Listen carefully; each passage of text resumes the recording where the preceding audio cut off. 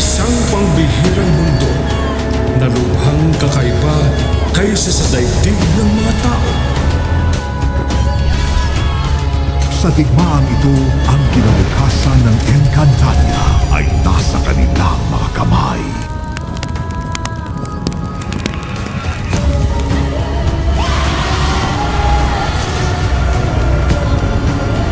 Ngayon, handa na siyang lumaban.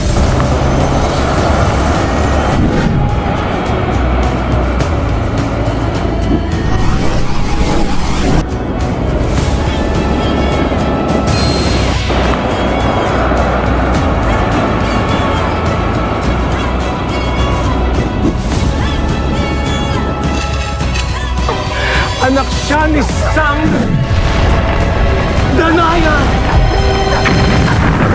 Isinasama ko sa brilyanteng to.